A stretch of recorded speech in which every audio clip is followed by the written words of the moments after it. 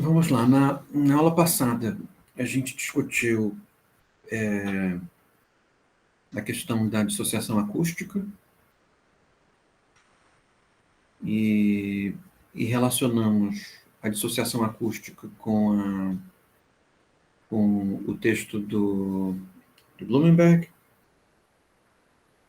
sobre o naufrágio, né?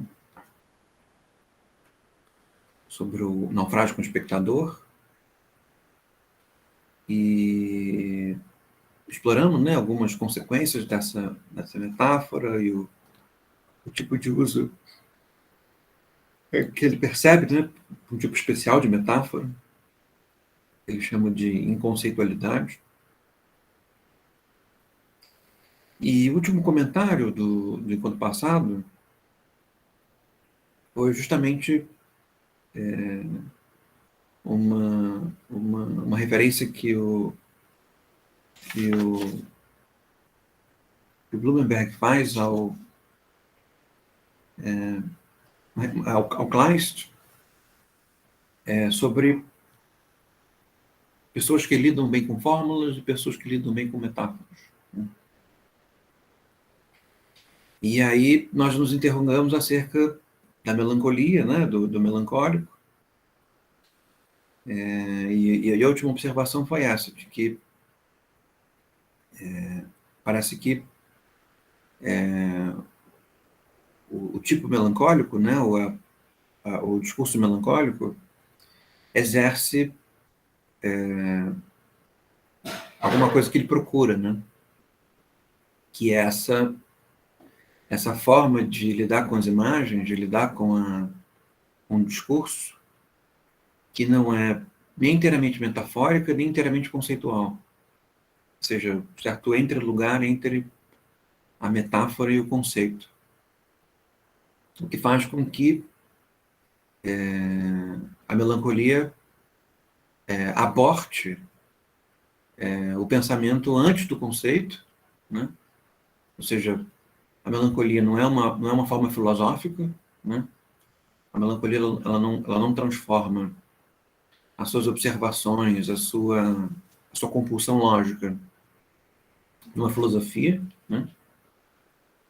Ao mesmo tempo em que não permite que as suas imagens, as suas figuras se tornem, digamos assim, tão somente metafóricas, né? Tão somente alusivas. E com isso, buscando uma perspectiva melancólica, né? Como a gente tem exercitado nesse curso, isso parece ter um lugar interessante, um lugar, digamos assim, curioso e passível de ser, digamos assim, perseguido, que é uma espécie de contributo, de uma espécie de resistência à intelectualização, né? Talvez a cerebralização, ou até mesmo a dinâmica filosófica, mantendo as imagens, mantendo o discurso num certo regime comum, né? Num certo regime de todo dia, né? Habitual. E é isso, né? Acho que o Mário comentou no encontro passado de que essa metáfora do naufrágio é uma metáfora bastante pessimista, né? Bem pessimista, porque, no fim das contas, o naufrágio acontece mesmo sem acontecer, né? Um pouco que nós vimos no encontro passado. E nós vimos também que há uma certa, pelo menos um certo ânimo de reprovação de quem assiste o naufrágio sem naufragar, né? A ideia da posição epistemológica, da posição científica pura, né? Que assiste o naufrágio e se sente de maneira natural, convencional, aliviado por não ter morrido, aliviado por não estar naufragando. E, ao mesmo tempo, achando curioso o naufrágio, né? Descrevendo o naufrágio na beleza trágica que ele tem, né? Nós vimos que, de alguma forma, o melancólico também serve de antídoto a essa postura, né? Porque o melancólico, ao mesmo tempo em que ele é espectador do naufrágio, ele naufraga junto com aquilo sobre o que ele fala, né? Ou seja, a perspectiva do melancólico sobre o naufrágio é uma perspectiva próxima, né? Tem um livro que eu estou lendo do Poe, eu comentei sobre ele na aula passada, que é acho que é a Narrativa de Gordon Pym, é do Edgar Allan Poe, é o único romance que ele escreveu, ele é basicamente contista, poeta, ele escreveu esse romance, e o romance é basicamente sobre um náufrago, é um rapaz bem aventureiro, e ao mesmo tempo bem azarado, porque ele vai se metendo em embarcações, mesmo contra a vontade da família, e os navios onde ele está acabam naufragando, e ele vive mil aventuras em função desse naufrágio. E aí o que nós vamos descobrindo é que esse rapaz que narra o naufrágio, né, que está narrando as memórias, e percebe, não é um livro de memórias escrito durante o acontecimento, é um livro de memórias escrito depois do acontecimento. Ele mesmo é um náufrago morto, né? Alguém que morreu. Então, num certo sentido, o livro do Poe realiza bem essa metáfora do naufrágio do modo como o Blumenberg entende, né?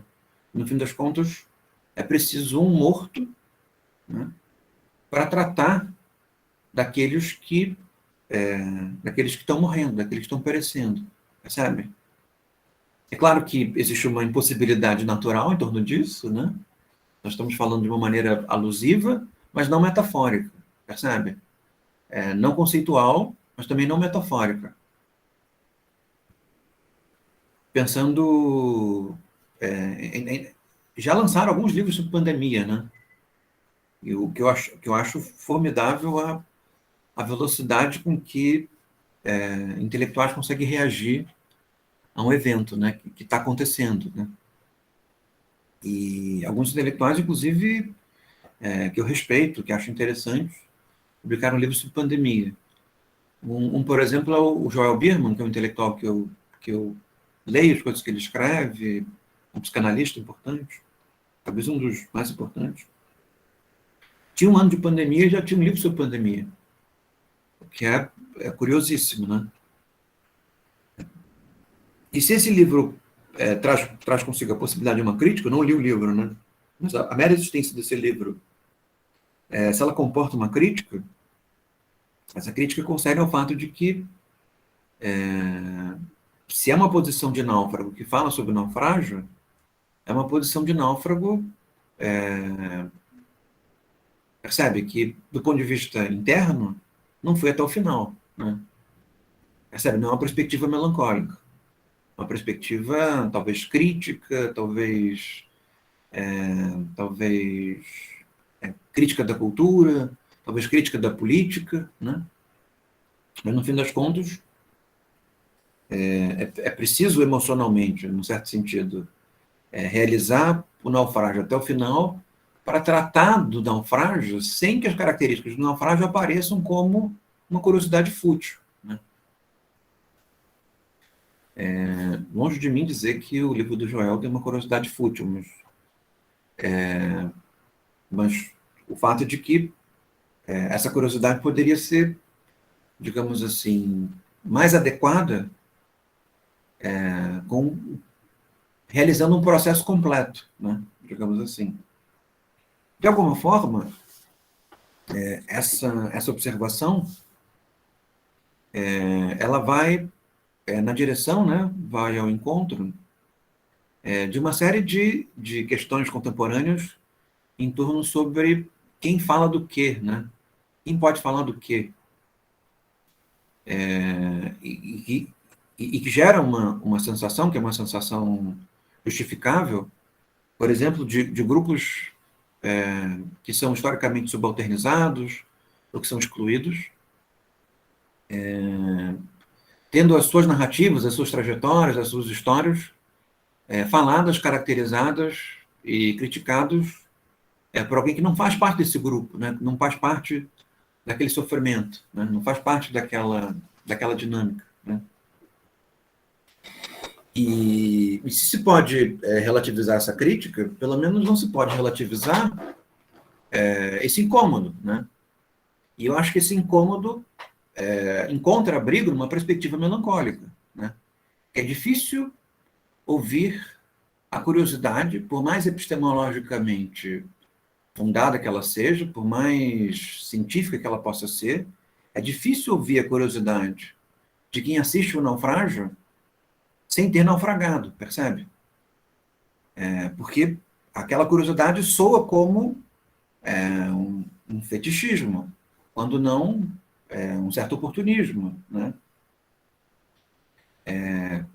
Então, de alguma forma, me parece que essa inconceitualidade que a gente encontra no texto do Poe e que o Blumenberg caracteriza, concerne,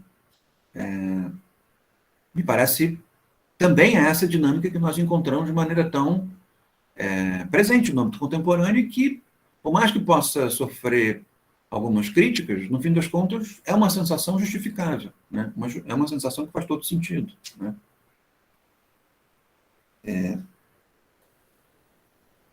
E aí, para a aula de hoje, isso como um resumo do encontro passado.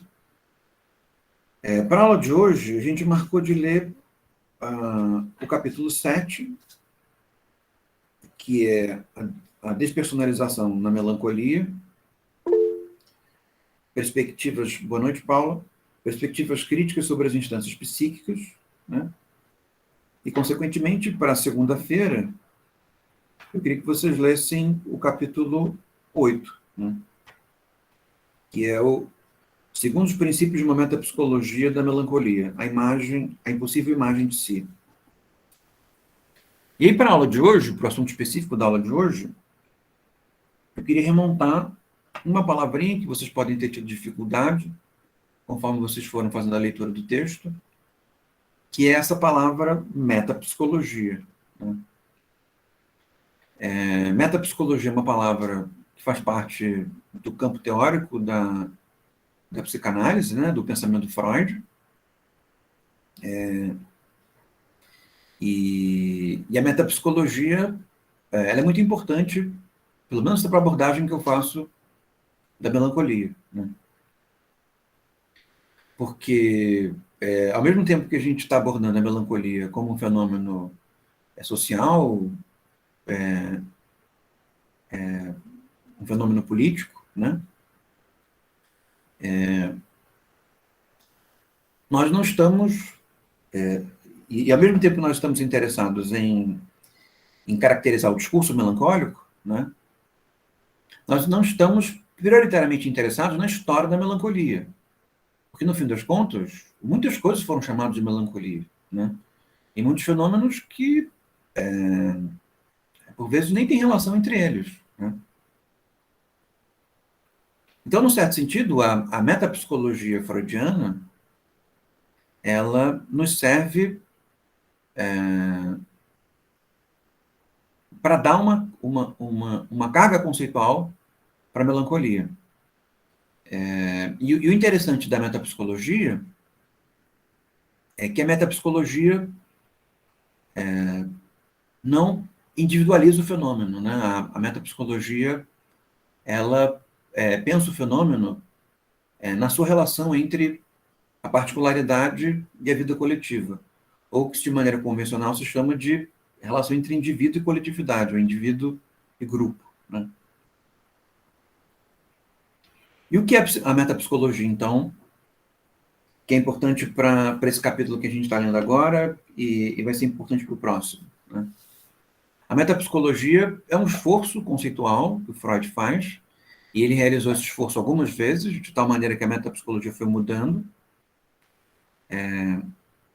de explicar o aparelho psíquico. Né? Explicar o aparelho psíquico. Ou seja, explicar como que, na falta de uma palavra melhor, a subjetividade se forma.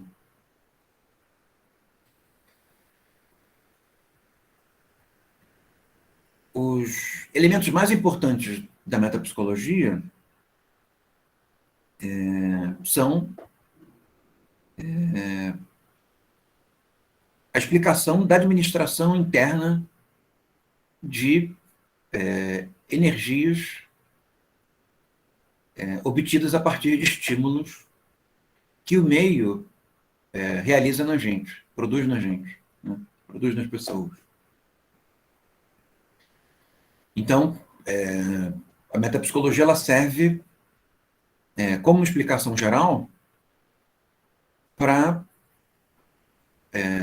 explicar, né, como explicação geral, para dizer o impacto dessas energias sobre nós e como a subjetividade se forma a partir da reação a esses impactos, da reação a esses estímulos. Isso, a metapsicologia, como uma forma conceitual, ela tem alguns elementos que são muito interessantes, destacadamente interessantes. A primeira é que, ainda que a metapsicologia fale de uma energia, fale de energética, fala de circulação de estímulos, a metapsicologia, ainda que ela utilize um certo vocabulário que remete ao vocabulário da neurologia, né, ou vocabulário das correntes elétricas, né, a metapsicologia não é uma explicação biológica da subjetividade. Né? Ou seja, evidentemente que importa que nós estamos vivos, né?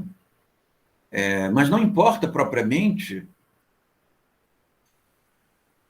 reduzir a subjetividade, o aparelho psíquico, a nossa dimensão biológica. Né? Ou seja, existe alguma coisa que acontece em nós porque nós somos seres vivos, mas que somos seres vivos que estão em relação em coletividade, que produz estímulos, e esses estímulos, quando reagimos a eles, porque reagimos a eles, permitem a formação de alguma coisa como o eu, o inconsciente, a pré-consciência, coisas que eu vou falar um pouquinho na aula de hoje. Então, nesse sentido, a metapsicologia, ainda que ela seja uma explicação conceitual, ela não é uma explicação conceitual individual, percebe? Ao mesmo tempo que ela não é biológica, ela também não é individualizada, porque os termos da metapsicologia, eles só fazem sentido dentro da vida social. Ou seja, o sentido dessas relações, o sentido do modo como nós reagimos a determinados estímulos, ele se altera conforme a sociabilidade se modifica, conforme a historicidade se modifica. Né? E esse é o aspecto, digamos assim, mais interessante da metapsicologia na teoria do Freud, e que, de alguma maneira, marca, ao meu juízo, até mesmo uma aplicabilidade, uma superioridade, até mesmo teórica, conceitual, às explicações do Freud que trazem questões familiares como pontos de observação prioritários. Né? O que na teoria, na literatura psicanalítica, se chama de romance familiar. No fim das contas, a metapsicologia, ela explica a relação entre as pessoas e a sociedade e a formação da subjetividade de um modo, digamos assim, mais conceitualmente plástico do que as hipóteses sobre o romance familiar ou as dinâmicas arcaicas do inconsciente. Tá? E aí, para falar, vocês podem ver outras aulas sobre isso, né?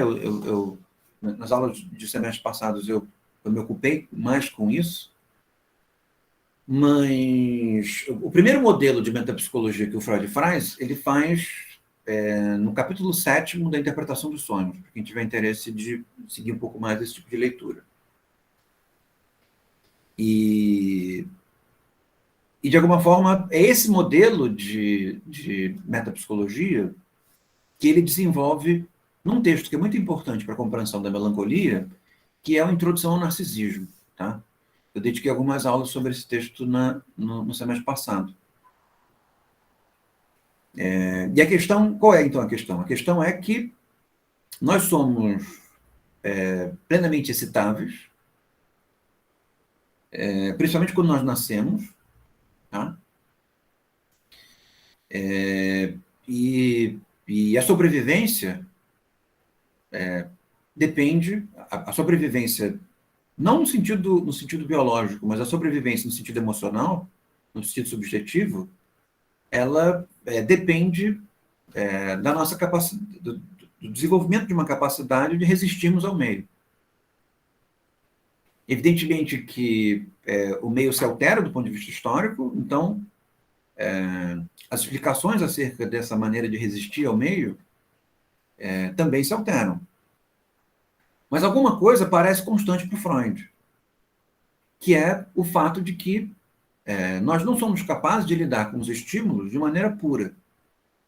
Ou seja, nós precisamos estabelecer, digamos assim, uma espécie de diminuição do impacto dos estímulos entre o meio e nós. Né? Então, o que vai nos tornando nós mesmos, o que vai... porque, se vocês pararem para pensar, né? Um bebê, quando nasce, ele não é ainda um indivíduo, não é uma pessoa, ele não tem uma personalidade, né? Em determinadas culturas, inclusive, vocês que são antropólogos, vocês sabem que até mesmo a concepção de identidade, de personalidade atomizada, ela é relativizada, né? O que faz com que certas dinâmicas culturais, como a propriedade, como a posse, sejam relativizadas ou, às vezes, até ausentes, né? A propriedade, por exemplo, é muito comum se perceber sociedades primitivas ou selvagens sem propriedade, ou mesmo experimentos sociais que produzem uma cultura em que a propriedade não está presente. Né? É difícil imaginar a propriedade sem a ideia de indivíduo, a ideia de eu, a ideia de um dentro que se contrapõe ao fora. Né? Um dentro meu, privado, que se contrapõe ao fora. Né? A própria ideia de direito público, direito privado, envolve um pouco essa noção, né, de que existe alguma coisa que é meu, as minhas ideias, o meu corpo, os meus sentimentos, e aquilo que é um pouco extensão desse meu dentro. Né?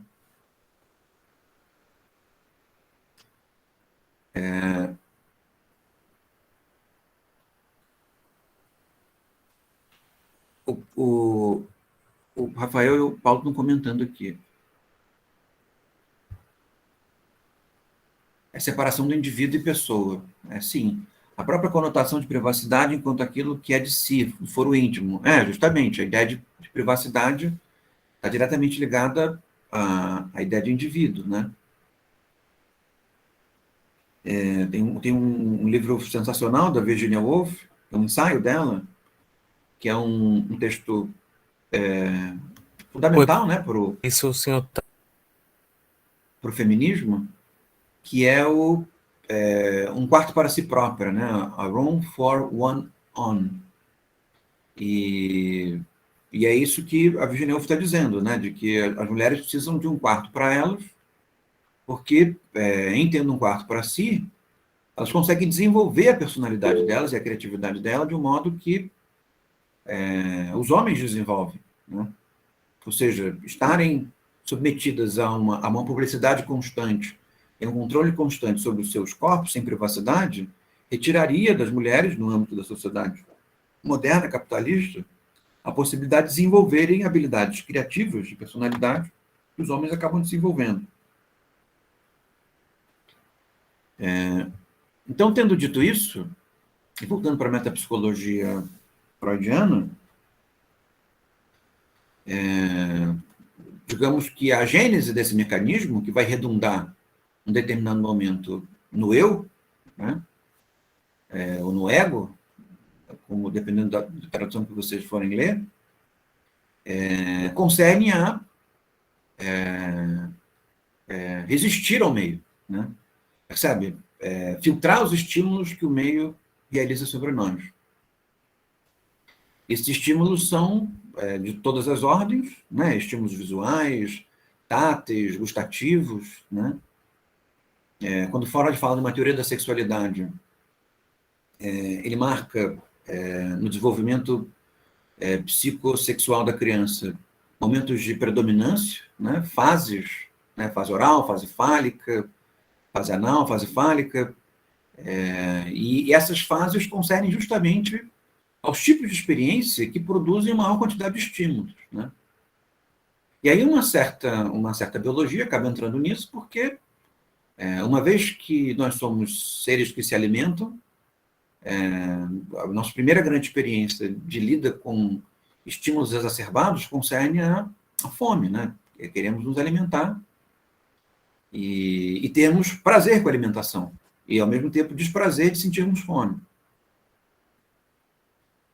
Então, nessa primeira metapsicologia, que é mais importante para essa percepção da melancolia, o que Freud está dizendo é que o aparelho psíquico, né, a própria subjetividade, ela se organiza para ser capaz de lidar com os estímulos e resistir aos estímulos excessivos, né? De tal maneira que se forma na subjetividade uma espécie de dentro, que não é completamente dentro, porque a subjetividade ela é social, ela é coletiva, mas cria-se uma espécie de dentro, pelo menos uma sensação de dentro, em que o ponto mais profundo é o mais sensível, sim, um mundo interior, né? Em que o ponto mais profundo é o mais sensível, né? Que é aquele que só é atingido quando as nossas barreiras de lidar com os estímulos não conseguem filtrar os estímulos de maneira completa, que é o inconsciente. Uma pré-consciência que concerne justamente a essa barragem de estímulos, né? Ou seleção de estímulos, e a consciência como a forma, digamos assim, mais exterior da subjetividade, que pode ser correlacionada com a nossa própria identidade, com o próprio eu, né? O eu, ele possui uma função, para o Freud, digamos assim, repressora, né? Ele seleciona estímulos, ele escolhe estímulos que sente, estímulos que não sente. A pré-consciência aprofunda essa filtragem de estímulos, mas isso não quer dizer que os estímulos não possam nos atingir de maneira perene, e é justamente a vida inconsciente que concerne a essas marcas mais profundas da experiência sobre nós, do mundo sobre nós. Então, se vocês repararem nessa metapsicologia, os estímulos vêm de fora e nós vamos administrando esses estímulos, percebe? Nós nos energizamos com esses estímulos, mas os estímulos vêm de fora e nós produzimos um aparelho, por isso essa metáfora do aparelho, que lida com estímulos, percebem? E um âmbito privilegiado dessa lida com estímulos é esse âmbito mais externo, né, ao qual o Freud chama de consciência, e chama de consciência em analogia ao próprio uso da consciência em termos filosóficos. E, no fim das contas, a consciência é o âmbito da nossa subjetividade, do aparelho psíquico, em que nós de maneira redundante, temos mais consciência, nós temos mais domínio sobre aquilo que acontece conosco. E aí a pergunta é, como que nós sabemos do inconsciente se nós não temos consciência do inconsciente?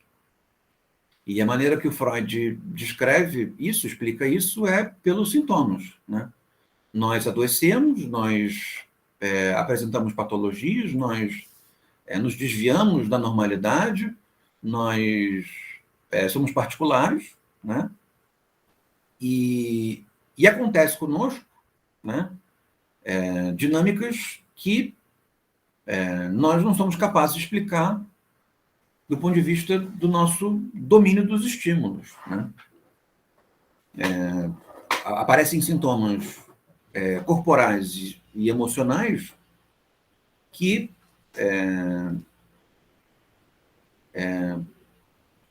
não fazem parte do nosso domínio sobre nós mesmos, né? E é por isso que o Freud, quando faz uma metapsicologia e cria essa hipótese do inconsciente, né? Essa hipótese explicativa do inconsciente, faz uma frase pela qual ele fica conhecido de que o inconsciente realiza uma ferida narcísica na maneira como a humanidade compreende a si própria, ou a subjetividade da humanidade compreende a si própria. E, no fim das contas, nós não seríamos senhores da nossa própria casa. Haveria momentos em que a nossa própria casa, ou seja, a nossa própria vida interna, como disse o Paulo, manifestaria eventos, né? Manifestaria sintomas, dinâmicas, preferências, com relação às quais nós não teríamos um controle absoluto, um controle total, né?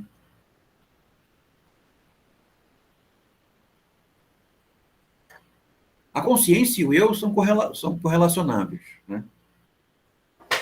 E quando o Freud resolve dar ênfase a essa dinâmica de personalidade da consciência, né? Porque a consciência, se você pegar a palavra no seu aspecto conceitual, ela não teria muito um conteúdo, né? Não teria muito particularidade, ela seria uma instância mediadora, né? Ou seja, a consciência barra estímulos, né? Ou seja, a consciência direciona a consciência para determinadas experiências e ignora outras. Como, por exemplo, vocês assistindo aula, né? Então, utilizando a consciência de vocês, a atenção de vocês, para aquilo que eu estou dizendo, e nesse sentido, os estímulos estão sendo filtrados, né? Vocês não estão sentindo uma infinidade de outras coisas que vocês, na verdade, estão sentindo, né? Percebem? Aquele exemplo ótimo, né, do dedinho do pé, o dedinho do pé esquerdo. Só sentiram que vocês têm um dedinho do pé esquerdo agora que eu comentei do dedinho do pé esquerdo. Até então, o dedinho do pé esquerdo, que é saudável, que sente, né, não estava sendo sentido, né? Mas quando o Freud resolve enfatizar o eu, né, como dotado de personalidade, né, ele enfatiza a dinâmica da sexualidade, porque a sexualidade é onde os estímulos são mais intensos, né? Então, nós poderíamos falar sobre os estímulos e é nesse sentido, né, que a sexualidade do bebê começa na boca, depois a sexualidade do bebê passa para o ânus, depois passa para a genital, né? Porque na maneira como Freud compreende a subjetividade, esse âmbito mais intenso do prazer é justamente o âmbito da sexualidade. É um âmbito em que os estímulos são mais intensos. E é por isso que os nossos sintomas, os nossos traumas, as nossas obsessões, para ele, possuem uma raiz na sexualidade, porque, no fim das contas, são causados por esse âmbito de estímulos que são mais intensos, né? E mesmo quando a sexualidade não está em questão, por exemplo, num trauma de guerra, né, no fim das contas, esse estímulo, ele é abrigado dentro de um âmbito geral de estímulos em que os mais intensos são aqueles relacionados à sexualidade. E aí, em dizendo isso, ele resolve se ocupar do eu, se ocupar das dinâmicas de personalidade do eu, e ele percebe que a formação do eu concerne a essa dinâmica de interioridade, de interiorização de si. Né? A produção de uma espécie de voz interior, e de que essa voz interior não seria possível sem o que ele chama de um autoerotismo, né? Que se percebe, né, na vida adulta de maneira mais declarada na masturbação. Né? Tanto que se percebe, né, em âmbito contemporâneo, uma ênfase significativa, né, de pensadoras feministas, de cientistas sociais feministas, na relevância da masturbação na vida das mulheres. Né? Porque, no fim das contas, a masturbação é uma experiência de autoconhecimento e a relação do desenvolvimento da personalidade está ligada com ela. Né? Evidentemente que a masturbação pode se tornar uma patologia, claro, mas a ausência da masturbação concerne a falta de desenvolvimento do autoerotismo, e a falta de desenvolvimento do autoerotismo traz consigo, digamos assim, um abortamento, né, do desenvolvimento da personalidade. Esse autoerotismo primário, o Freud chama de narcisismo, né? E se torna uma característica que nós levamos para a vida como um todo. Né? No fim das contas, quão mais hipostasiado é o eu, percebe? Quão mais estável é o eu, e todos nós temos um eu suficientemente estável, né? Mais explícita é a dinâmica narcísica. Percebe? Porque nós estamos olhando para nós mesmos. Nós estamos sentindo nós mesmos. Nós estamos produzindo estímulos em nós mesmos e nos reconhecendo como alguém que produz estímulos em nós mesmos. Percebem?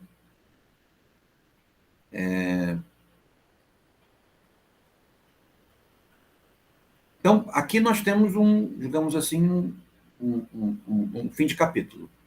E aí eu quero continuar o assunto tratando já do capítulo 7. Né? Se não tiverem nenhuma questão, não quiserem perguntar nada, eu vou avançar. A melancolia, como nós vimos, concerne a uma não sei se uma falha ou enfraquecimento, mas concerne a uma lida curiosa do narcisismo.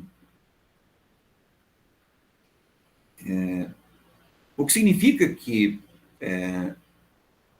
quando eu correlaciono com vocês a melancolia com a política, né, e eu falo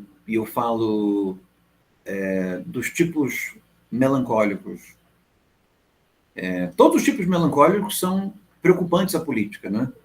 Claro. Tem alguma coisa a contribuir, mas, no mais das vezes, a melancolia e a política têm uma relação tão próxima justamente porque nós conseguimos explicar bem certas dinâmicas políticas em função da melancolia, e, nesse sentido, a melancolia é quase sempre problemática. Né? Uma perspectiva melancólica é alguma coisa que se obtém a partir do esforço intelectual. Mas o que nós temos, via de regra, e isso é bastante abrangente, acho que não há ninguém que não esteja nisso, são modos melancólicos diferentes. Né?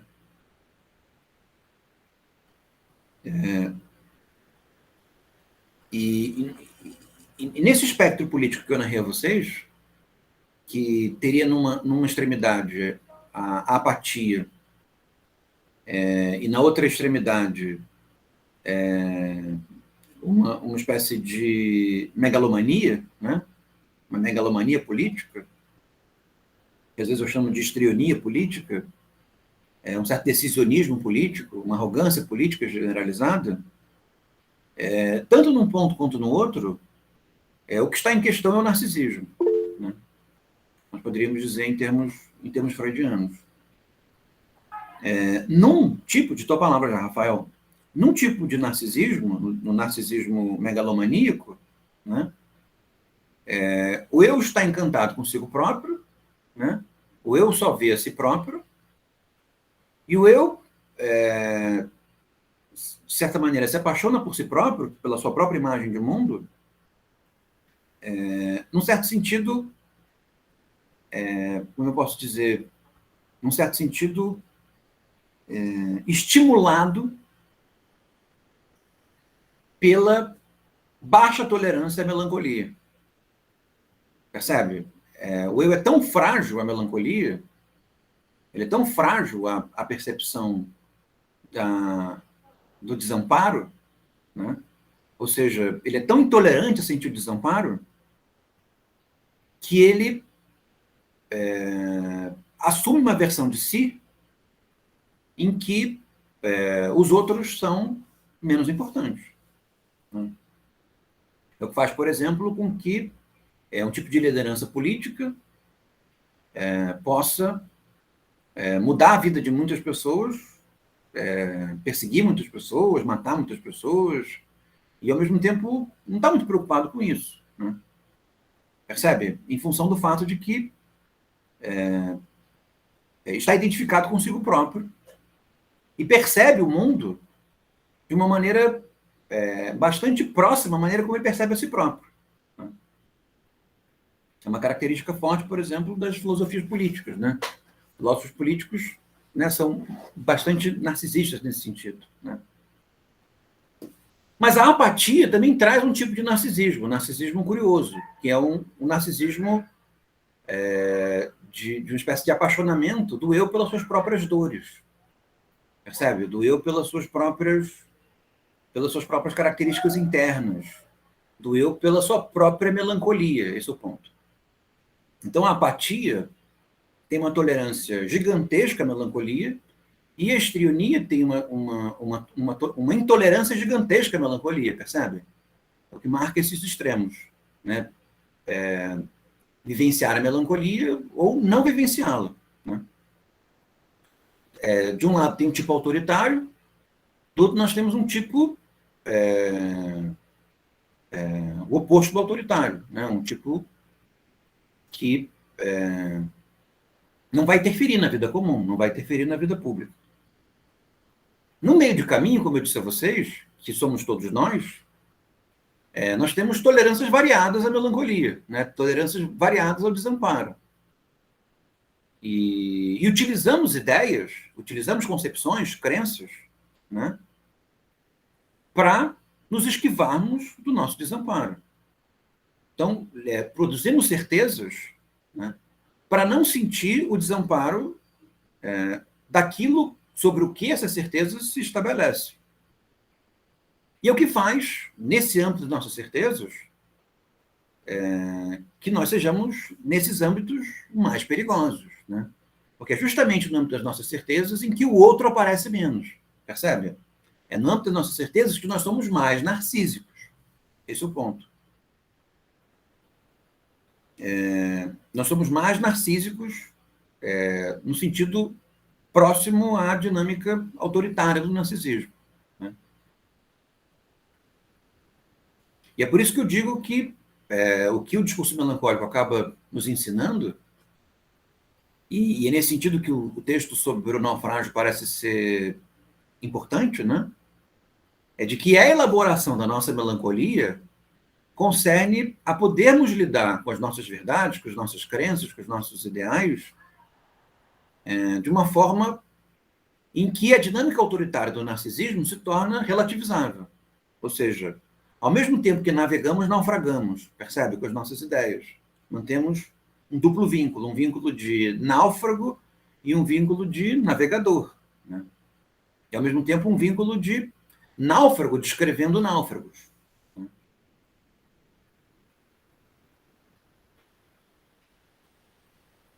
Então, Então, aqui eu acho que eu também concluo um argumento, que que o argumento freudiano, que se conjuga com a dinâmica energética, segundo a qual nós produzimos um eu para filtrar estímulos, percebe? E o conteúdo a esse eu que aparece na lida com os estímulos, o conteúdo desse eu estabelece, digamos assim, um âmbito, né, um limite, a partir do narcisismo. Então, nós sabemos quem nós somos porque somos narcisos, esse é o ponto. E é por isso que nós podemos dizer que nós vivemos uma sociedade muito individualista, né, como se diz. E uma sociedade individualista, a gente diz, uma sociedade loucamente narcísica, né? E é por isso que uma sociedade bastante narcísica é uma sociedade em que as patologias da autoimagem são endêmicas, né? São pandêmicas, talvez. E aí basta se olhar as redes sociais, as fotografias, né? As pessoas tiram 70 mil fotografias de si próprias. É mais natural falarmos sobre nós mesmos, o que nós queremos, o que nós achamos, qual é o nosso percurso, né? Evidentemente que tudo isso é importante, mas nós conseguimos perceber que a nossa sociedade, o nosso mundo, né, é narcísico de um jeito, digamos assim, potencializado. O que faz com que a nossa lida com a melancolia seja uma lida... O que faz com que nós sintamos muita melancolia, né, fortemente, porque esse narcisismo ele gera uma certa dinâmica de onipotência.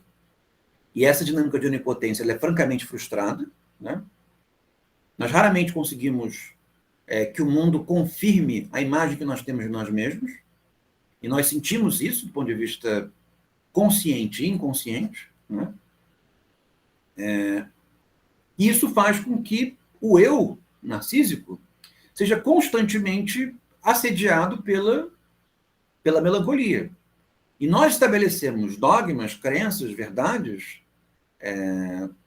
a partir de uma certa intolerância a essa melancolia, que para nós é muito profunda, né? Então, isso montando um espectro da vida política a partir da relação entre a melancolia e o narcisismo, né? Somos narcísicos para não nos sentirmos melancólicos, mas somos melancólicos porque somos narcisos, percebem? Uma quantidade menor de narcisismo nos leva, digamos, a uma elaboração mais, digamos assim, ambientada com o nosso desamparo. E uma relação mais ambientada com o nosso desamparo faz com que a nossa insegurança narcísica seja menor, né? E, nesse sentido, faz com que a nossa relação com as verdades políticas possa ser menos radical, né? E, no fim das contas, a relação radical com a verdade política concerne a uma fragilidade narcísica, né? Ou uma intolerância à melancolia. Estão percebendo a dinâmica, por assim dizer, o sistema metapsicológico, né? Então, isso é interessante, porque a metapsicologia permite que nós falemos de nós mesmos sem que estejamos falando de nós mesmos, porque estamos falando de nós mesmos no âmbito social, no âmbito coletivo, né? É alguma coisa que acontece em nós, mas só acontece em nós porque estamos inseridos num meio, num mundo, em que as dinâmicas narcísicas se dão de uma certa forma, né? O que faz também com que a psicanálise, em alguns momentos, precise ser adaptada, modificada, quando ela é utilizada, por exemplo, para compreender outras sociedades diferentes das nossas, né? É provável que os Inhambiquara, né, ameríndios, ou tenham um narcisismo diferente do nosso, né, ou não sejam narcisos, né? Percebe? E aí, a interpelação sobre o modo como se dá a consciência e o eu naquele contexto tem que ser adaptado. Né? Mas aí, quero passar a palavra ao Rafael. Pode falar, Rafael. Com isso, eu concluí um argumento sobre a metapsicologia, tá? E aí, vou entrar propriamente no texto. Pode falar. Aí, minha pergunta é sobre a questão desse megalomania e a apatia. Essa megalomania, ela pode ter algum tipo de intuição que faça com que suas realizações megalomaníacas podem ser realizadas levando os outros a uma apatia, porque eu vejo isso muito na política, né? Com vários ataques coordenados. Muitas vezes é para fazer que não tenha ação política. Isso pode ser ligado a uma ação para que no outro aconteça a apatia. Eu não tinha pensado nisso, mas eu acho que você tem toda a razão. Né? Se você olhar, por exemplo, a vida política brasileira tem poucas lideranças, né? E tem 70 mil partidos, mas tem poucas lideranças. E essas lideranças, elas meio que sentam sobre o espaço público, né? A imagem não é muito elegante, mas elas ficam sentadas sobre o espaço público. E um dos efeitos pelos quais elas ficam sentadas no espaço público é um regime parecido com o regime das celebridades, né? Elas ficam repetindo a própria imagem e repetindo de maneira pelos meios de comunicação, pelos jornais, pelas dinâmicas diferentes de circulação de ideias, a perfectibilidade que lhes é intrínseca. Né? Então, você vai falar você pega, sei lá, 5 políticos, todos eles são perfeitos no que diz respeito à solução para o país. Né? E, ao mesmo tempo, a presença protagonista deles na esfera pública, de certa forma, inibe a possibilidade de outras figuras, porque, digamos assim, o autoritarismo, num certo sentido, o culto à personalidade, ele é tão gigantesco que faz com que todas as outras figuras sejam muito frágeis, né? Sejam muito precárias, muito deficientes. Né? Então, qualquer um que admita algum tipo de fraqueza ou dúvida sobre o destino da vida política nacional não se torna elegível enquanto um ator principal da vida política, percebe? E aí, seguindo a sua hipótese, isso com certeza tem um efeito melancólico sobre a esfera comum, porque ou eu sigo, porque a ideia de uma personalidade autoritária, ela tem um efeito sobre a vida comum. Né? E qual é o efeito sobre a vida comum? É o efeito de me dar uma alternativa de substituição do meu eu por um outro eu. Né? O meu eu frágil, deficiente, hesitante, né? que tenta se fortalecer com alterotismo, tenta se fortalecer com concepções sobre si, mas é frustrado na maneira como o mundo recebe, com que ele se substitua com relação a essa imagem do líder, a imagem do chefe, a imagem do político, que exerce uma função abrangente sobre a esfera comum. Né? Então, se eu não realizo esse processo de substituição do meu eu pelo eu do meu candidato, né, do meu político, né, se eu não realizo esse processo, a frustração aparece, né? Porque, no fim das contas, todos têm uma verdade, só eu não tenho. Né? Todos têm uma certeza, e só eu não tenho. Né? E, ao mesmo tempo, de maneira radical, eu posso, e aí seguindo essa dinâmica do discurso melancólico, me afogar nessa minha incapacidade de estabilizar os meus sofrimentos, estabilizar minhas frustrações, estabilizar as minhas hesitações, na busca por alguma coisa que seja, percebe? Não verdadeira, mas que seja instrumentalizadora da ação, né? Que me permita agir, optar por alguma coisa.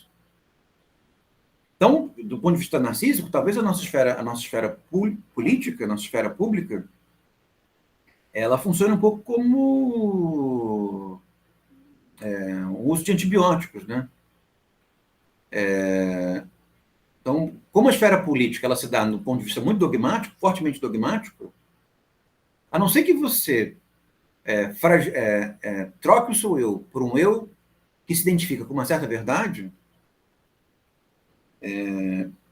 mas se você não fizê-lo, se você não fizer, a chance de você habitar o espaço público sendo reconhecido pela concepção de mundo que você tem, a crença que você tem, é muito baixo, né?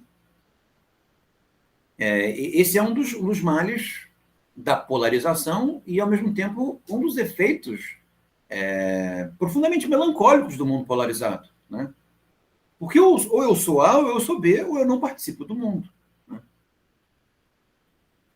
E aí o que eu quero... Então, nesse sentido, eu acho que a sua hipótese é uma hipótese verdadeira, né? Um campo, né? Poderia ser pior, né? Podia ser um campo com um líder só, né? Aí nós teríamos um fascismo, né? Nós teríamos um totalitarismo, né? Então, nós não estamos num campo, espero eu, completamente estratificado do ponto de vista autoritário. Mas, porque existe mais de uma opção. Mas o fato de nós termos uma esfera comum que não permite a pluralidade de opções, né? Uma gama maior de opções, com relação a verdades, concepções do mundo, traz consigo, num certo sentido, esse efeito, né? Um efeito de aprofundamento melancólico, né? E aí, eu acho que um efeito secundário, no sentido de não sentir a melancolia que essa configuração do mundo público ocasiona, concerne a rapidamente atrelar uma verdade, uma determinada verdade, e ter uma relação dogmática com ela, né? Para não lidar com a frustração, não lidar com o desamparo que, no fim das contas, a falta de verdades acaba provocando, né? Então, acho que a sua hipótese é boa, faz bastante sentido. Paulo comentou aqui.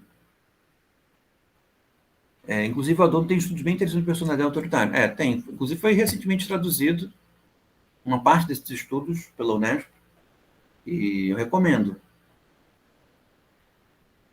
É um texto em que o Adorno desenvolve essa hipótese freudiana que está presente na introdução ao narcisismo, mas que ele desenvolve do ponto de vista social num texto chamado Psicologia de Massas e Análise do Eu. Psicologia de Massas e Análise do Eu.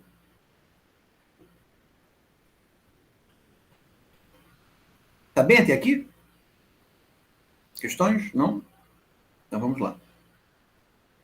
O capítulo 7º, que essa introdução, essa discussão toda serviu para torná-lo mais palatável, concerne a isso, a despersonalização na melancolia.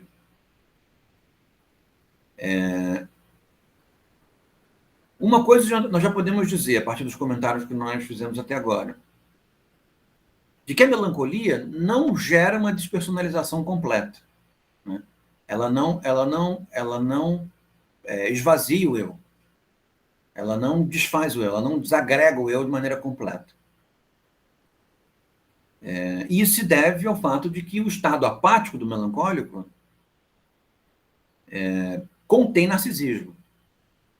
Percebe? É um narcisismo em que o eu está enfraquecido,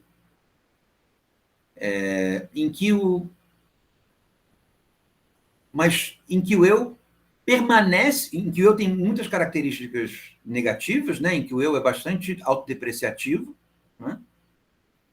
Mas o pior que o eu seja, o mundo é ainda pior, percebe? Essa dinâmica autodepreciativa que a apatia traz consigo, ela não chega a, a, a fazer com que o mundo se substitua ao eu, né? Salvo, e isso é alguma coisa que a apatia pode vir a produzir, né? Que é um certo tipo de suicídio, né? Em que essa fragilização do eu não se estabiliza e o eu se sente perdido, né? O eu perde completamente energia, né? Mas a melancolia, ela perdura, né? A melancolia pode ter a dinâmica suicidária como alguma coisa atrelada a ela, mas a melancolia não se define pela dinâmica suicidária, pelo suicídio. A melancolia se define pela continuidade do sofrimento, pela continuidade do desamparo, a continuidade da dor, uma espécie de resiliência a ela, né? Então, nesse sentido, a melancolia não aparece como uma loucura, percebe? Como uma múltipla personalidade, não aparece como uma esquizofrenia, né? Ela não aparece como alguém não sabendo utilizar a linguagem, não percebendo a relação entre a linguagem e o mundo, entre os sentidos e o mundo, né? Então, o melancólico, ele percebe que o mundo não tem sentido, mas ele permanece reconhecendo os sentidos do mundo, ou pelo menos a dinâmica, como eu posso dizer, pragmática pela qual esses sentidos se dão. Então, sujeito, verbo, predicado, diferença entre as pessoas, as suas personalidades, variação temporal, todos esses elementos lógicos, eles permanecem para o melancólico. Mas, em tendo dito isso, né, e se reconhecendo um tipo de narcisismo no melancólico, o narcisismo do melancólico é um narcisismo, como eu posso dizer, que abre espaço, comparativamente ao narcisismo autoritário, à despersonalização. Percebe? O melancólico, ele não se ocupa dos outros, né? Ele ocupa de si próprio, claro. Mas no que ele ocupa de si próprio, ele ocupa de si próprio numa dimensão, com um certo grau de despersonalização, em que ele lida com um material que é um material comum a todo mundo. Percebe? Então, é como se o melancólico ele tivesse, em lidando consigo próprio, dentro de um campo de ruídos, de burburinho, em que ele, ao não lidar com uma imagem tão específica de si próprio, lida com questões que são, no fim das contas, questões que marcam a sociabilidade como um todo, né? Que são as questões ligadas à fragilidade do sentido, né? Contrariamente à dinâmica autoritária, à dinâmica hipostasiada, em que o narcisismo nela faz com que o eu lide com questões que são dele, percebe? E são quase que completamente dele. de tal maneira que faz com que ele produza uma imagem de mundo segura e atraente que permita a identificação com ela. Né? Nós não nos identificamos com o mundo do melancólico porque o mundo do melancólico é sedutor. Nós nos identificamos que o mundo melancólico é coeso. Nós nos identificamos com o mundo melancólico porque nós passamos pelas mesmas coisas, percebe? Os mesmos burburinhos nos atravessam, né? Os mesmos sentimentos nos atravessam. Nós nos identificamos, quando nos identificamos com o mundo do autoritário, porque o mundo do autoritário parece melhor do que o nosso, percebe? Ele parece mais eficiente do que o nosso, parece ter mais certeza do que o nosso. Isso no que diz respeito a um político de uma democracia, né? Mas quando isso é tornado exagerado, né? Até mesmo é um político fascista. Né? Então, por que eu me identifico com um político fascista? Né? Qual é o mecanismo que se dá quando alguém se identifica com um político fascista? Esse político, ele oferece uma imagem de mundo que me parece mais adequada. Percebe? Melhor do que a minha. Melhor do que as minhas fraquezas, as minhas inseguranças. Melhor do que meu desamparo. Ele me oferece uma imagem de mundo que é a imagem de mundo que eu gostaria de ter. Percebe?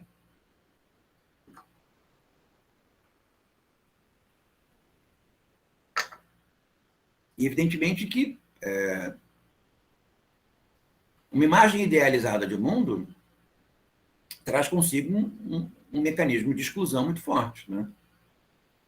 Porque o que torna um mundo eficiente, né, é o fato de que esse mundo ele é claro e sedutor justamente porque ele tem uma natureza restritiva bastante significativa, ou seja, não cabe todo mundo nesse mundo. Né? Mas caibo eu, que me identifico com aquela imagem, percebe? Pelo menos emocionalmente assim que quem adere a uma imagem abrangente de mundo se sente. Né? Dificilmente acontece a ideia da identificação política com um líder que produz um mundo no qual você não participa, você não vai participar, né? Um mundo do qual você não tem lugar. No máximo, você julga que, se claramente aquele mundo é incompatível com você, que há uma exceção a você. Né?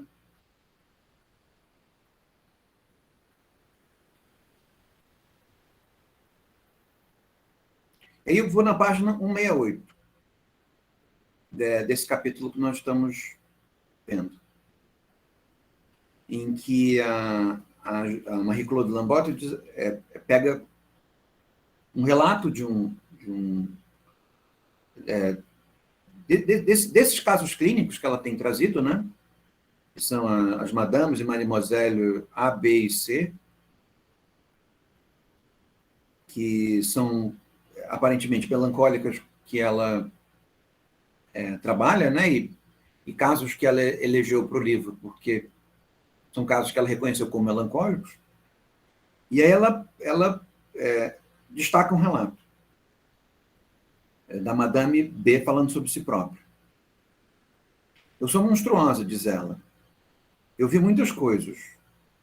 E mesmo se eu raciocine, e eu me digo que, mesmo se eu penso e eu digo que eu estou imaginando essas coisas, de fato, elas acabam verdadeiramente acontecendo.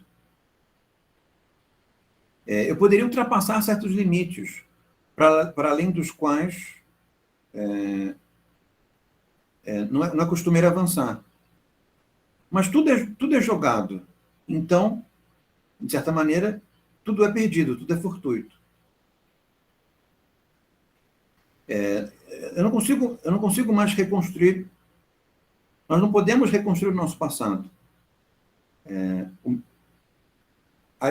Aos 16 anos, eu pensei que eu era verdadeiramente a filha dos meus pais.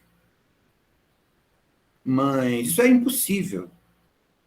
E se eu não estivesse lá, Tudo seria possível, mas o tudo é muito. É como se fosse nada. Na verdade, o tudo e o nada são equiparados. Percebe? Ela vai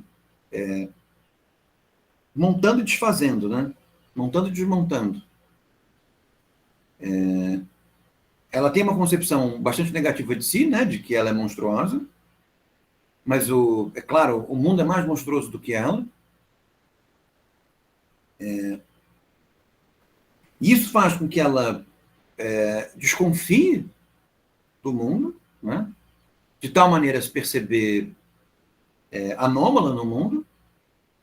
E isso se dá desde os relatos que ela tem sobre a própria infância, né? Em que ela duvida do fato de que ela realmente pertence àquela família do ponto de vista legítimo, né? Na qual ela cresceu, né? E que ela realmente fosse filha daquela mãe ou filha daquele pai. Percebe? Uma vez que ela é monstruosa, ou seja, ela não merece ser recebida em nenhum espaço. Aquele espaço no qual ela supostamente pertenceria mostra evidências desse não pertencimento. Ou seja, ela consegue perceber relações nas coisas, na maneira como as pessoas se comportam, que serve de instrumentalização para essa conclusão que ela precisa tirar. Evidentemente que não é necessário que o melancólico duvide da sua própria origem, né? Mas é necessário que a melancolia duvide da adequação de pertencimento a um determinado lugar.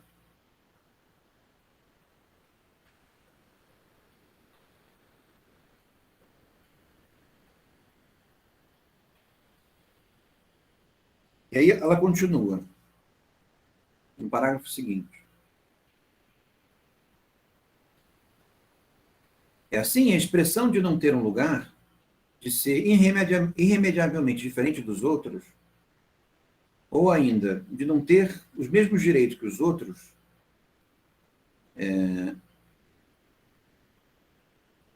sob as cores de uma aparente culpabilidade, uma pesquisa de origem nunca reconhecida, nem mesmo simbolicamente, e então os recursos, sob o golpe da fatalidade, tombam entre as mãos do destino.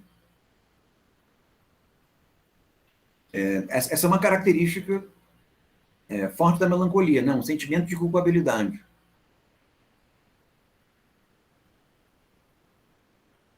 E aqui acho que a gente já pode começar a fazer comentários sobre uma perspectiva melancólica, né? Porque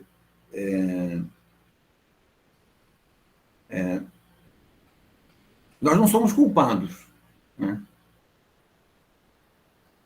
Seria excessivamente melancólico ou excessivamente pessimista afirmarmos a nossa culpabilidade. Mas também não somos inocentes. Percebem? Mas a nossa relação com o mundo é uma relação de reconhecimento racional da nossa responsabilidade, mas não de vivência sentimental dessas responsabilidades, né? Então, nós nos angustiamos do ponto de vista pessoal quando deixamos de cumprir uma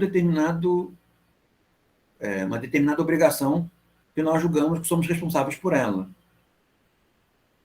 Mas o sentimento de responsabilidade coletiva, de responsabilidade social, é alguma coisa que nós lidamos do ponto de vista intelectual, do ponto de vista cognitivo. Ele não nos toca por dentro, percebem?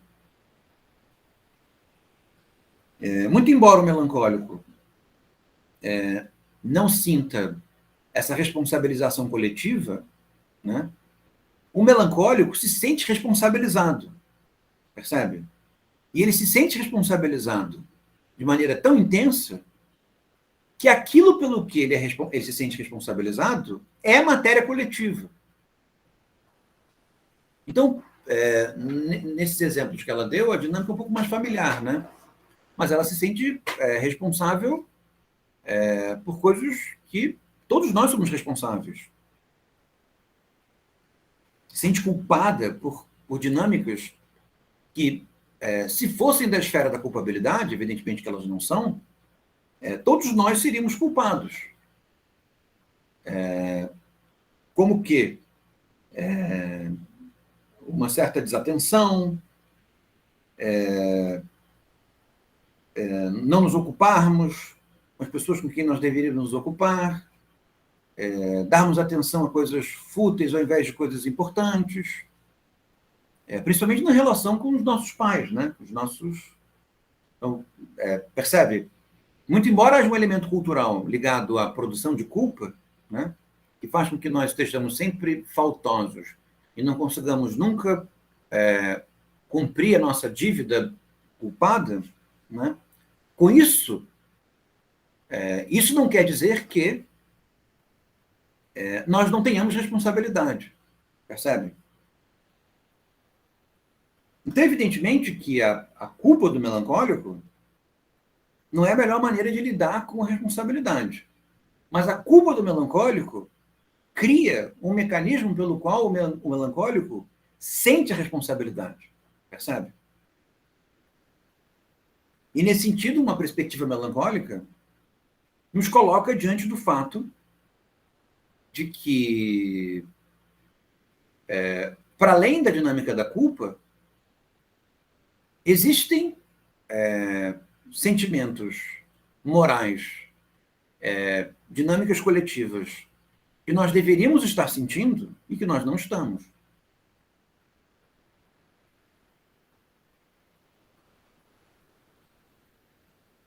E aí, continuando.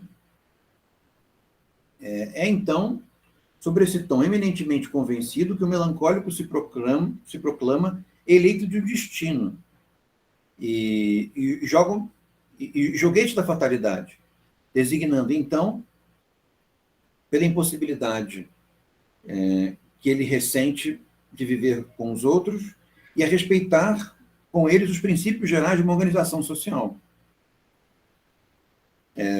Isso é interessante, né? Porque tanto na dinâmica autoritária quanto na dinâmica melancólica, na dinâmica apática, o melancólico apresenta uma característica comum, né? Se na dinâmica autoritária o sentimento de culpa não é sentido no momento em que há atividade, né? O sentimento de culpa ele é sentido quando há inatividade. Por isso, o autoritário se mantém sempre em atividade, né? Porque ele tem uma intolerância completa a esse sentimento de culpabilidade que pode vir a nascer de uma certa dinâmica de desamparo, né? Mas algo que ambos manifestam de maneira intensa, faz com que sejam tipos relativamente parecidos, é o sentimento de eleição. Percebem? Um sentimento de eleição na criação de um novo mundo e o outro um sentimento de eleição no sofrimento das dores do mundo. Percebe?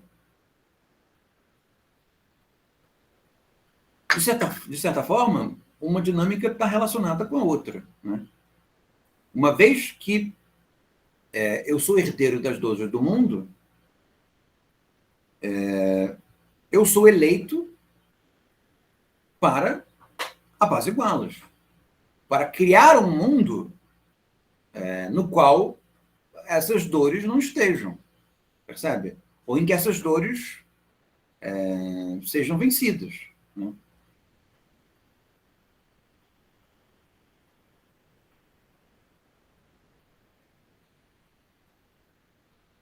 E, nesse sentido, tanto para a apatia quanto para essa dinâmica histriônica, autoritária da melancolia,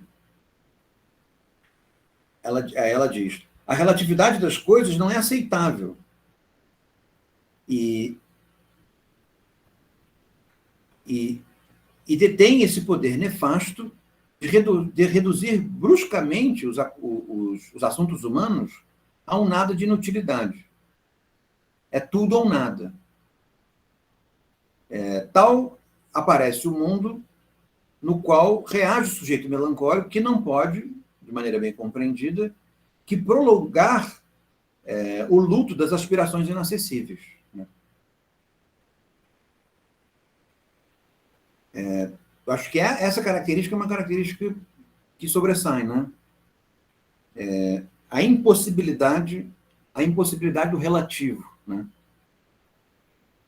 Percebe? Porque o que uma perspectiva melancólica nos dá é a percepção de que os eventos são relativos. O que o sentimento melancólico dá, né, e o que o discurso melancólico relata, é que nada é relativo. Né? Ou seja, sim, eu sou o eleito das dores do mundo, sim, eu sou o eleito para refazer o mundo. Né? É tudo ou nada, é agora ou nunca. Né? Esse é o momento, percebe? Agora é sua vez.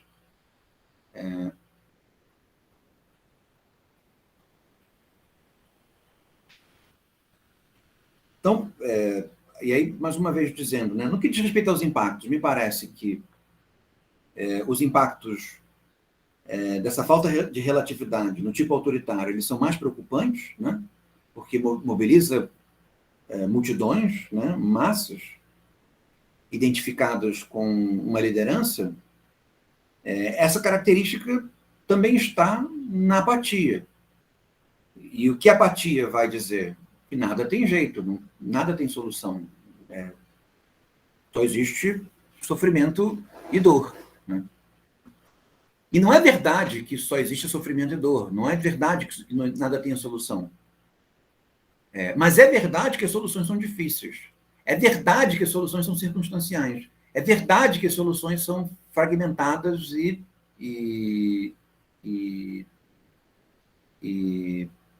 hesitantes. Esse é o ponto. Né?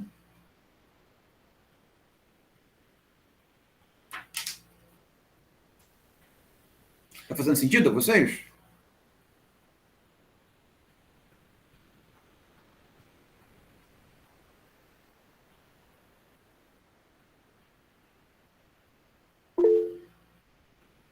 Tá. E aí nós vamos para um outro assunto que vai me tomar o finalzinho do capítulo.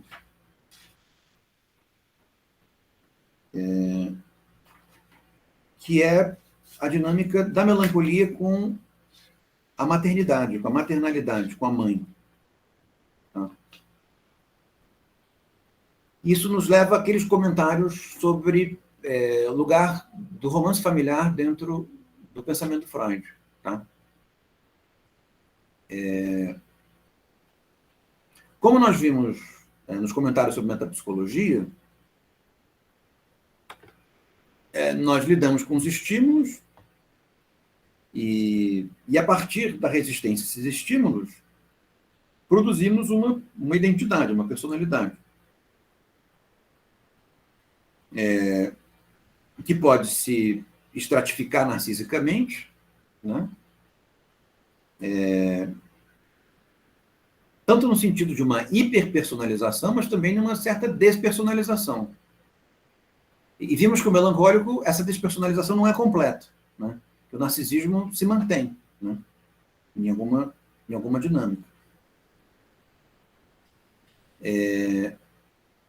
Mas quando nós vamos falar sobre as situações em que a formação do eu se dá, nós acabamos sendo puxados para a vida familiar. Né? Nós acabamos sendo puxados para a relação da criança com o pai, com a criança com a mãe, a relação entre os irmãos, né? Ou seja, o âmbito em que as frustrações, em que o desamparo começa a se dar, é um âmbito familiarmente investido, né? E isso faz com que esses momentos da obra do Freud sejam os momentos em que ele soa mais anacrônico, porque ele caracteriza o lugar do pai na formação da subjetividade, na formação do eu, segundo uma expectativa e uma função vertical que começa a nos parecer estranha, né? Que é mais próxima de expectativas ligadas ao século XIX, né? Ou, se não ligadas ao século XIX de maneira geral, né? Porque o século XIX é desigual, né? Pelo menos ao século XIX burguês, vienense. Né? Então, quando assim o Freud explica, ele explica essa função paterna como tendo um componente arcaico, né? De tal forma que existe um pai na origem da humanidade, e que esse pai na origem da humanidade, ele não desaparece, mas transformado em dinâmicas em que parte da autoridade dele é utilizada, parte da autoridade dele é vinculada. Então ele se torna uma espécie de presença ausente, né? Porque há uma figura onipotente, paterna, e os pais, os paizinhos, né, participam dessa figura onipotente paterna. E essa figura, para o Freud, é a origem do que diz respeito à subjetividade, explicando esse fenômeno do ponto de vista histórico, para o que ele chama de castração. Tá? Então, o que nos faria, digamos assim, respeitadores de regras, né? Respeitadores de vínculos, aquilo que nos faria submetidos a impedimentos, né? Para o Freud explicando, né? E aí dessa maneira muito colonizada pelo século XIX, seria esse efeito de castração que o pai, na cultura, é capaz de exercer sobre todos nós. Percebem? E evidentemente que essa castração, para ele, se daria de maneira para homens e mulheres, né? Mas de forma diferente para homens e mulheres, porque a castração ela se daria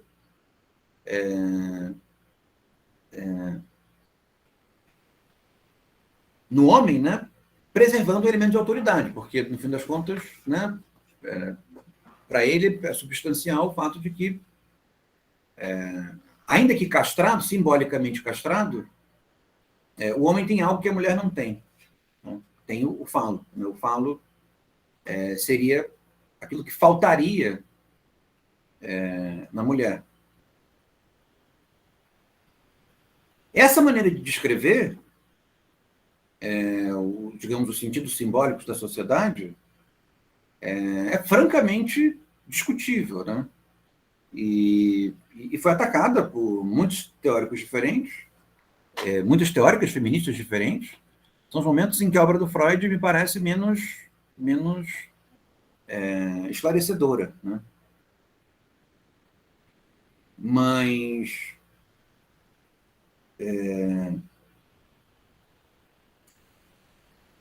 ao mesmo tempo, né, em que o lugar do pai ele é questionável, e essa função simbólica do pai também é questionável, esse vínculo entre autoridade e falo, né, é questionável,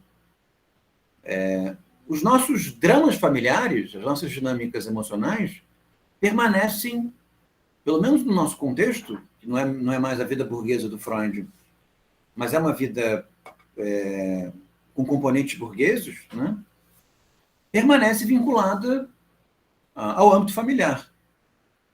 Ou seja, nós permanecemos sofrendo e naufragando a nossa relação com os nossos pais ou com a falta deles, né? Com a vontade de tê-los tido ou não ter tido, ou ter tido um pai ou não ter tido um pai, uma mãe ou não ter uma mãe, percebe? Permanecemos realizando esses mecanismos de suplência, né? De tal forma que, em determinadas dinâmicas, por mais que nós saibamos que o lugar do pai é questionável, o tipo de autoridade que ele exerce é questionável, percebemos, na ausência do pai, certas modalidades de feminilidade que assumem características parecidas, né? E se tornam fálicas, né? Uma certa feminilidade fálica. Consegue perceber isso na vida de quase todo mundo, né? E aí há um livro que é muito importante, dentro desse âmbito do questionamento do romance familiar e dessas hipóteses simbólicas ligadas à figura do pai, né? Um texto, né, que questiona profundamente essa estruturação do simbolismo a partir do pai, que é um texto escrito por um filósofo, um psicanalista, que é o Antiédipo, escrito pelo Deleuze e pelo Guattari. O Deleuze é o filósofo, o Guattari é o psicanalista. E esse texto é um texto bastante belioso, né? É um texto com raiva do Freud, né? É um texto que persegue o Freud, mas basicamente o que esse texto faz é mostrar o aspecto tendencioso da caracterização da subjetividade a partir da família, né? Da relação entre a mãe e o pai e as crianças. E o argumento que eles utilizam, que é um argumento que eu acho muito bom, concerne justamente a dinâmica da falta, né? Porque, como vocês ouviram, né? O Freud explica, nesse âmbito simbólico, a interrupção, a inibição, digamos assim, a partir da produção de uma falta, né? Ou seja, o lugar simbólico do pai, castrando o homem, castrando a mulher, instala na subjetividade a falta, né? Ou seja, falta algo à mulher e falta algo ao homem, né? Não falta tanto ao homem quanto à mulher, mas ambos são constituídos pela falta, né? E isso marca uma certa direção para a subjetividade, segundo Freud. Ao mesmo tempo que nós nos interrompemos sexualmente na direção dos nossos progenitores, né? Nós não casamos com a mãe, não casamos com o pai, nós direcionamos a nossa libido para outras pessoas, né? Nós, ainda assim, nos movemos tentando preencher uma falta que nos é constitutiva. Percebe? Porque começamos a habitar o mundo da cultura, começamos a habitar o mundo simbólico a partir do fato de que nos falta alguma coisa. E é por isso que, dentro dessa maneira de compreender, o Deleuze e o Guattari dizem que, para o Freud, e essa é uma crítica que eles fazem ao Freud, o desejo é falta. Percebe? O desejo é falta. E se o desejo é falta, o desejo ele é constantemente, como eu posso dizer, relacionado com um certo vazio, né? Com uma certa angústia, né? Um certo nada, uma certa falta de sentido constitutiva, né? Essa descrição que o Deleuze e o Guattari fazem da obra do Freud, caracterizando o desejo no Freud como falta, no fim das contas, casa muito com a nossa caracterização da melancolia, né? E, no fim das contas, uma das maneiras de compreender a melancolia seria essa, a ideia de que a melancolia nos é tão comum porque ela nos é constitutiva, né? Ou seja, existe uma angústia constitutiva, uma falta constitutiva, né? Eu tento, de maneira bem deleuziana, admito, escapar dessa hipótese, escapar dessa caracterização. Ou seja, com Deleuze e com Guattari, eu julgo que, e há elementos históricos, sociais para isso, e antropológicos também, né? E que a subjetividade burguesa, num certo sentido, valoriza a falta, valoriza a angústia, né? Mas, de certa maneira, produz a melancolia. Mas o fato da melancolia julgar que sente uma falta que é constitutiva, não quer dizer que essa falta está lá. Sabe? Então, o discurso melancólico aponta uma falta constitutiva. O Freud vai descrever uma falta constitutiva, né? Uma falta que advém da castração. Então, digamos que os dois poderiam dar a mãozinha um para o outro e sair passeando. Mas, para que a falta constitutiva no Freud faça sentido, é preciso que haja uma prevalência do pai sobre a subjetividade, o que não é necessário. Percebem? E é nesse sentido que o Deleuze e o Guattari criam uma nova hipótese, que é uma hipótese que eu acho mais interessante. Uma hipótese com a qual eu tento interpretar a melancolia a partir dela. Que é a hipótese da produtividade do desejo, né? Ou seja, o desejo não se dá por falta. O desejo se dá por atividade. O desejo inventa coisas. O desejo produz coisas, né? E, nesse sentido, o desejo é capaz até mesmo de produzir uma relação que tenha como significado a falta. Mas a falta é uma das possibilidades, não é a possibilidade.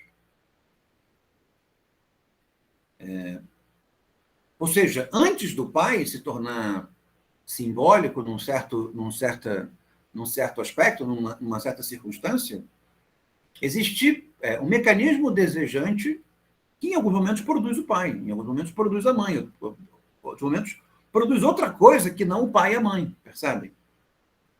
Mas é claro que os nossos romances familiares, porque inseridos numa sociedade bastante familiarista, o nosso desejo ele é interrompido, ele é boicotado por uma certa falta, né? E é por isso que eu digo, nós estamos inseridos na melancolia, porque, de certa maneira, somos capturados pela falta. Mas a falta não nos é constitutiva. O que nos é constitutivo é a produtividade. É a ação, é a criação, é a inventividade.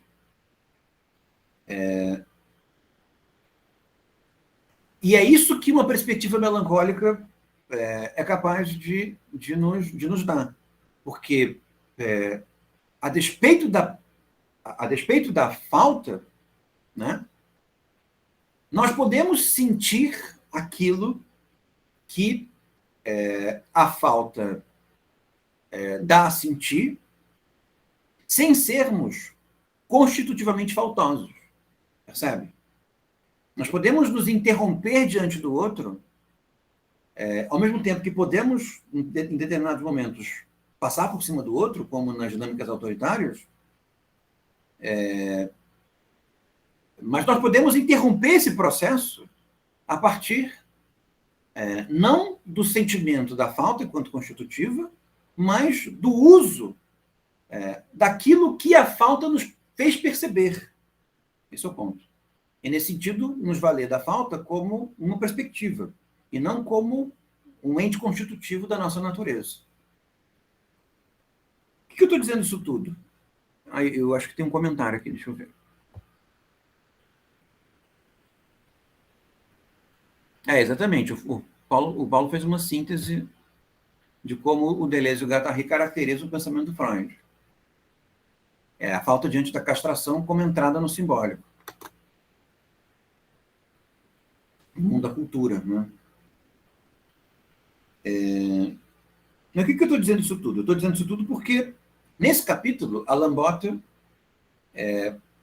caracteriza, ela percebe, né, nas pacientes dela, e caracteriza a melancolia como uma espécie de ausência de mãe. Percebe? Porque se o pai produz a falta, a mãe,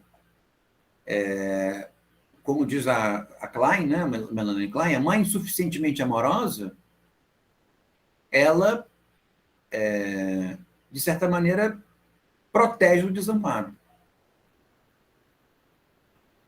Ou seja, nessa caracterização familiar, a falta de amor suficientemente de mãe, dizendo assim de maneira um pouco vulgar, gera uma espécie de desamparo que não consegue aplacar a falta. Porque o pai castra e a mãe lida com os efeitos da castração, produzindo um ambiente, por assim dizer, de completude, né, de nutrição, de amor, em que esse desamparo ele é contido, né? E aí ela vai pegando vários momentos do relato das relações dificultosas entre essas melancólicas que ela descreve e as mães dessas melancólicas. Então, mães muito severas, mães muito duras, mães com críticas à imagem corporal das filhas, mães competitivas, mães que seduzem os namorados das filhas, umas mães meio carnívoras, né, num certo sentido. E como um certo registro de relato no âmbito familiar de uma experiência infantil em que o sujeito deixou de desenvolver mecanismos para lidar com uma falta constitutiva. Né? E se isso faz bastante sentido do ponto de vista da nossa sociedade, da nossa cultura, né? Isso não quer dizer que isso seja necessário, percebe? E quanto mais as relações sociais elas se alteram, quanto mais as dinâmicas familiares se alteram, menos necessário isso é. Percebem?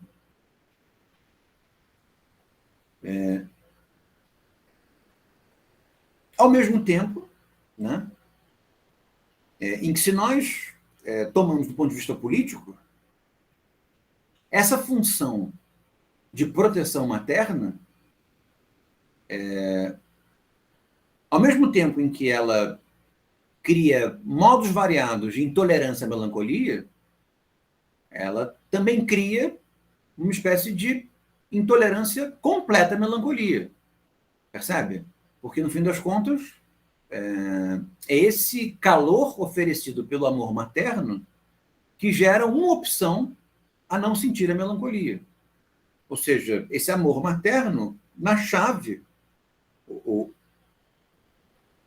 esse amor em excesso, a vontade de ter esse amor em excesso, né, na raiz de uma certa disposição autoritária.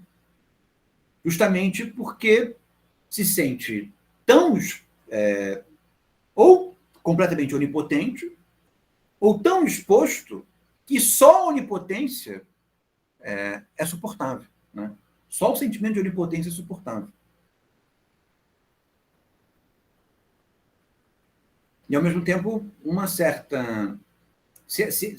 pensando ainda familiaristicamente, né? Se é uma certa concepção de pai que está na base, pelo menos para o Freud, da individualidade, né? Essa dinâmica do amor materno acaba se tornando amplificadora do narcisismo. Né? Ou ela boicota o narcisismo, de tal maneira que o narcisismo fica residual, como na apatia, ou se torna a injeção de potência narcísica. Né? Ou por presença ou por falta. Né? Ou por excesso de amor de mãe ou por falta de amor de mãe.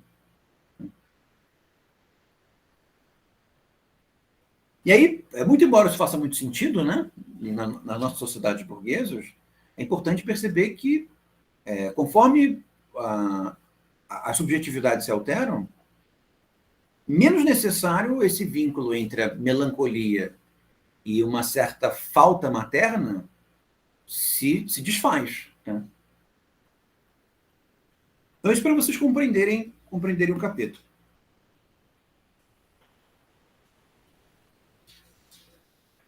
Aí nós podemos, talvez uma síntese poderia ser dita no seguinte sentido, né, de que todos nós somos melancólicos. Nós somos todos melancólicos porque nós somos carentes. Né?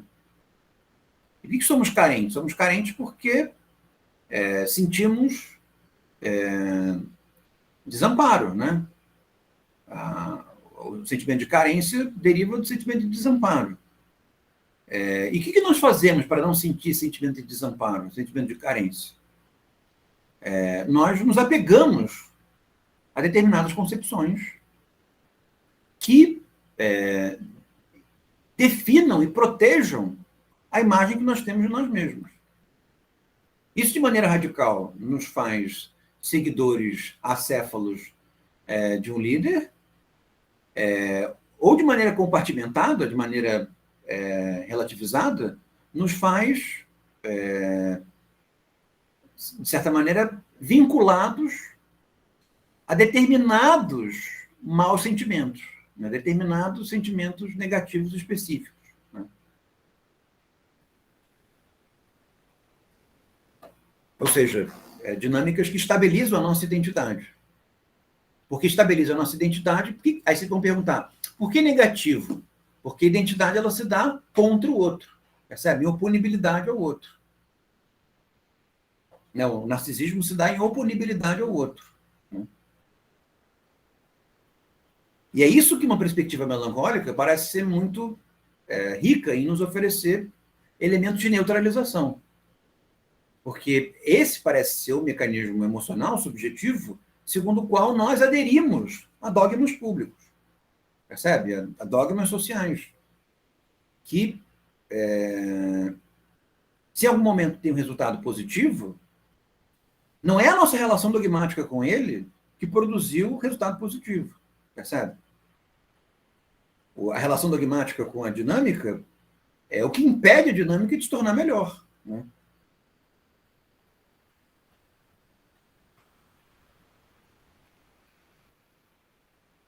Então, nesse sentido, mais uma vez resgatando o Deleuze e o Guattari, o antiédipo, escapar da captura familiarista parece ser o ideal. Eu não estou com isso querendo dizer que nós precisamos acabar com a família, perseguir a família, em nada do gênero. Mas eu não acho que o nosso regime explicativo sobre a subjetividade precise se vincular com dinâmicas de dependência que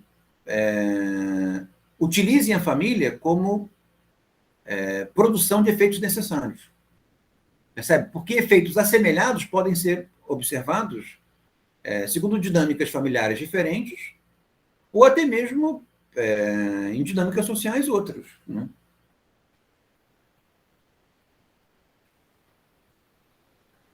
Por exemplo, sociedades não comunistas no sentido político, né, mas comunistas no sentido da administração das proles, né?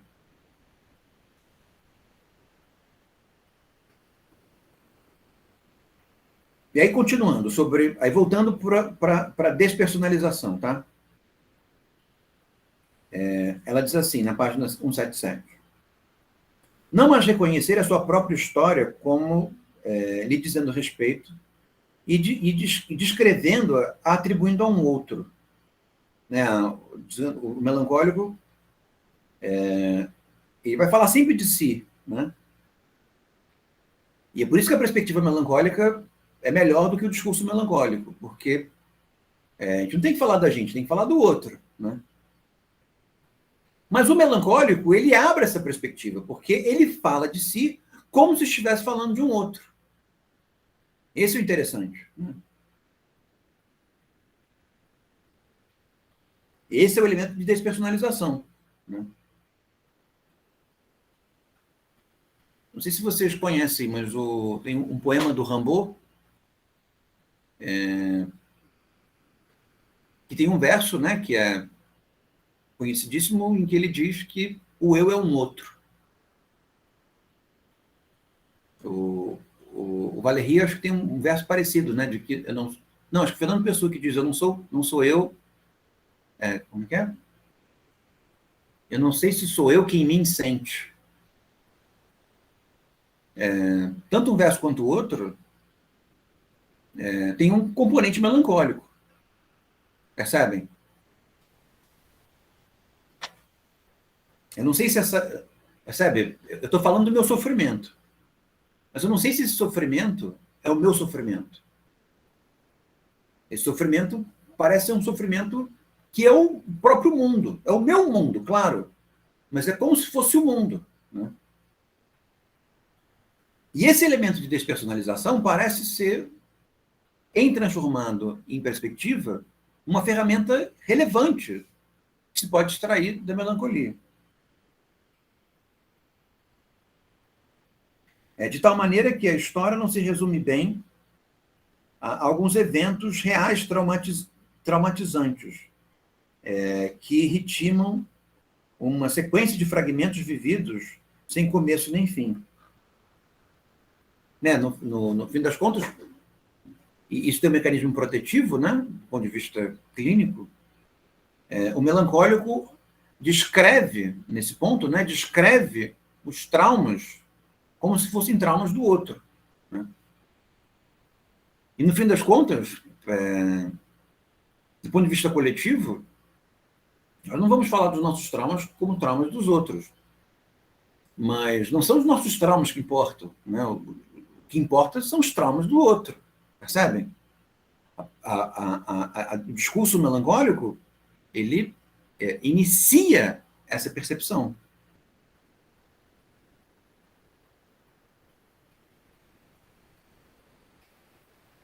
Também só para terminar o encontro de hoje, ela fala de um autor chamado Miner, que distingue dois tipos de eu, né?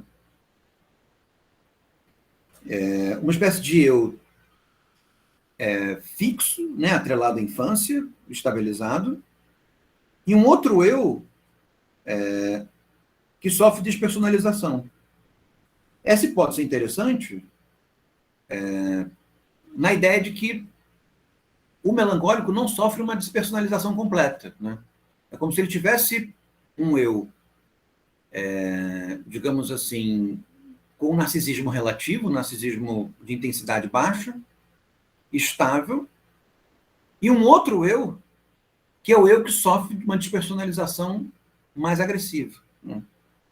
Eu não sei se é necessário assumir a ideia de dois eus, né?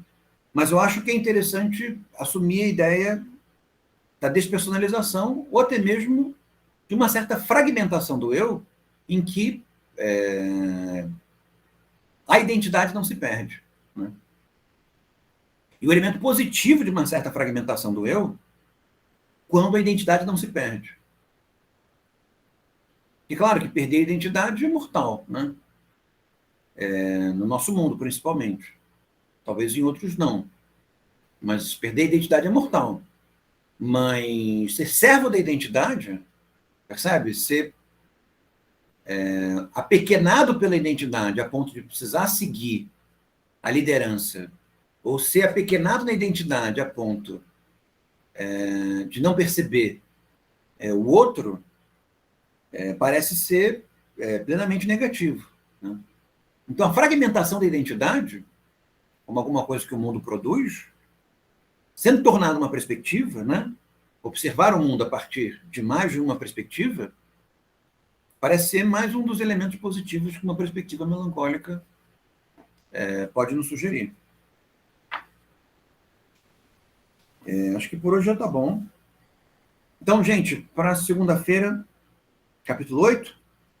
Assim, um capítulo de cada vez é bom que não dói, né? Ninguém sofre muito, né? Um pouquinho em pouquinho. Tá bom, gente. Obrigadíssimo pela atenção. Fiquem bem.